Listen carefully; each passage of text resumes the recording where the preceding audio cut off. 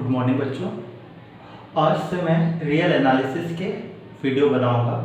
आप देखिएगा कि रियल एनालिसिस कितना अच्छा कंसेप्ट है, आपको सब कुछ समझ में आ जाएगा। पहली बात, रियल का नंबर तो आपको पता ही है। रियल नंबर क्या होता है? जो आर जो होता है ना, उसको हम नॉर्मली रियल बोलते हैं। और इस रियल नंबर में सब आ जाते हैं। नेचुरल नंबर आ जाता है, होल नंबर आ जाता है, इंटीजर्स आ जाता है, इरेशनल नंबर आ जाता है। इसको आप ध्यान से समझिए, है ना। देखो, एन इसके अंदर आता है, होल नंबर भी इसके अंदर आता है, इंटीजर्स भी इसके अंदर आता है, रैशनल भी इसके अंदर आता है, और इरेशनल नंबर भी इसके अंदर आता है। ये बात हमेशा याद रखना, ठीक है। अब इसका हमको एनालिसिस करना है। तो हमारा फर्स्ट कंसेप्ट क्या है? सेट। सेट एक्चुअल में क्या होता है उसके ऊपर डिस्कस करेंगे, फिर धीरे धीरे हम आगे बढ़ेंगे, ठीक है ना। सेट मैंने यहाँ पर क्या लिखा है? Set is a well defined collection of distinct object. इसका मतलब क्या होता है? देखो, सेट एक ऐसा कंसेप्ट है ना मैथ्स के अंदर कि आपने किसी को बोला और सामने वाला उस बात को अच्छी तरह से समझ जाए। फॉर एग्जाम्पल, अगर मैं बोलूं आप ही के स्कूल के, आप ही के क्लास के बच्चों का सेट, तो ये देखो, इसमें एक डेफिनेशन पता चलती है कि हाँ, ये सामने वाला बंदा किसको नोट करना चाहता है। तो सामने वाले बंदे ने जिसको नोट किया है उसने एक स्टेटमेंट आपको दे दी, और इस स्टेटमेंट से आपको आइडिया लग जा रहा है कि ये आप ही के स्कूल के, आप ही के क्लास के सभी बच्चों के बारे में बात करना चाहते हैं, ठीक है ना। उसको हम सेट बोलते हैं, मतलब वेल डिफाइंड होना चाहिए, ठीक है ना।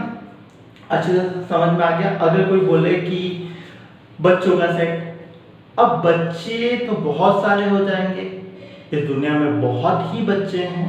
अब किसका अब आपने वेल डेफिनेशन तो दिया नहीं, तो यहाँ पर कंफ्यूजन क्रिएट हो जाएगा, इसलिए फिर हम उसको सेट नहीं बोलेंगे, ठीक है ना। ये बात समझ में आ गया, अच्छे से समझ में आ गया ना। तो ये क्या है? सेट क्या है? Well defined collection of distinct object, ठीक है ना। अब इस सेट को नॉर्मली इंग्लिश के अल्फाबेट में कैपिटल लेटर से रिप्रेजेंट किया जाता है। ए हुआ, बी हुआ, सी हुआ, एक्स हुआ, वाई हुआ, ए हुआ, बी, सी, डी, ई, इस टाइप से सेट का नाम रखा जाता है ना। उनको हम ऐसे शो करते हैं ना, set a, set b, set c, set d, है ना। इंग्लिश के नॉर्मली ऐसी कोई बात नहीं, नॉर्मली हम है ना कैपिटल लेटर से शो करते हैं। और उस सेट के अंदर जितने भी एलिमेंट्स होते हैं, जितने भी ऑब्जेक्ट होते हैं, उसको हम नॉर्मली क्या बोलते हैं? एलिमेंट्स बोलते हैं, और जिसको हम नॉर्मली इंग्लिश में स्मॉल लेटर से शो करते हैं, ठीक है ना। इस छोटे छोटे कंसेप्ट है, वो आपको आता भी है, आप 12th पास हो, आपको अच्छे से समझ में आता है, लेकिन फिर भी मैं बेसिक से स्टार्ट करना चाहता हूँ, ठीक है ना।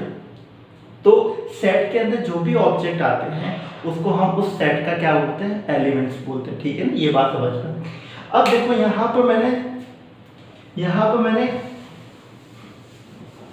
एक सेट डिफाइन किया है। एक सेट ए है जिसके अंदर एलिमेंट्स 1 2 3 4 5 है, जिसको मैंने कर्ली ब्रैकेट से शो किया है। अब यहाँ पे जो ये साइन होती है, इसको हम नॉर्मली क्या बोलते हैं? बिलोंग्स टू का बोलते हैं। तो देखो, 5 ये एलिमेंट का नाम है, ए सेट का नाम है। तो 5 एलिमेंट सेट ए के अंदर है, इसलिए हम क्या बोलेंगे? 5 बिलोंग्स टू ए, ठीक है। ये समझ में आया, एलिमेंट्स की बात हो रही है। अब यहाँ पर देखो, 3 जो एलिमेंट है वो क्या सेट ए में है? आप देखोगे हाँ है, तो मैं क्या लूँगा? 3 बिलोंग्स टू ए। अब यहाँ पर देखो, 7 क्या इस 7 एलिमेंट क्या इस सेट के अंदर है? आप बोलोगे नहीं है, तो मैं क्या लिखूंगा? डज नॉट बिलोंग्स टू ए। समझ में आया? ये बिलोंग्स टू का मतलब समझ में आया? ये एलिमेंट और सेट के बीच में एक कंसेप्ट बताता है कि ये एलिमेंट इस सेट के अंदर है कि नहीं, ठीक है। ये बात समझ में आ गई। अब सेट को डिफाइन करने के 2 मेथड है, एक है रोस्टर मेथड और एक सेट बिल्डर मेथड। वो हम सेकंड वाला हम नेक्स्ट लेक्चर में देखेंगे। हम पहले अभी बात करते हैं रोस्टर मेथड। इस मेथड के अंदर नॉर्मली क्या होता है कि जितने भी एलिमेंट्स होते हैं उसको आप कॉमा के थ्रू शो कर सकते हो। मतलब जितने भी एलिमेंट्स होंगे ना, इसमें आप कोमा का यूज करके वो सभी के सभी एलिमेंट्स को उस सेट के अंदर लिखोगे, तो उसको हम क्या होते हैं, रोस्टेड मेथड, ठीक है ना। और उसका सेपरेशन क्या होता है, कॉमा।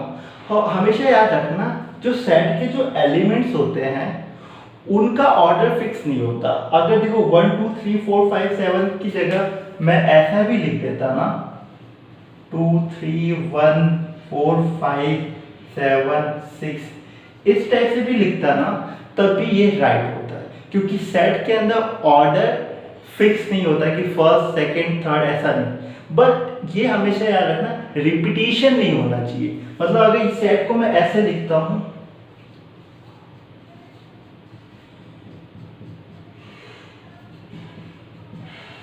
अगर ऐसे लिखता हूं तो मैं ये नहीं बोलूंगा कि इसके अंदर एक ऐसा एलिमेंट है जो दो है, जो दो है दो बार आता है, ऐसा नहीं लिखूंगा। इसको हम एक ही काउंट करेंगे, ठीक है ना। यहाँ पर 1 को भी हम सिर्फ एक ही काउंट करेंगे। तो हमने ये क्या देखा कि सेट के अंदर जितने भी एलिमेंट्स होते हैं उनका कोई फिक्स पर्टिकुलर पोजीशन नहीं होता। आप उसको कर्ली ब्रैकेट में आप कहीं भी उसको लिख सकते हो, मतलब ये ऑर्डर को फॉलो नहीं करता, ठीक है ना। और सेट के अंदर एक ही एलिमेंट को आप 4 से 5 या 2 से ज़्यादा लिखने की ज़रूरत नहीं है। आप एक बार एलिमेंट को लिख दो, बहुत हो गया, ठीक है ना। हाँ, रोस्टर मेथड में क्या होता है, हम सभी के सभी एलिमेंट्स को उस कर्ली ब्रैकेट के अंदर लिखते हैं और उनका सेपरेशन कैसा होता है, कॉमा के थ्रू होता है, ठीक है ना। ये बात सबको समझ में आ गई। ये एक छोटा सा वीडियो है, अब धीरे धीरे हम रियल एनालिसिस को अच्छी तरह से कंप्लीट कर डालेंगे, ठीक है ना। चलो बाय।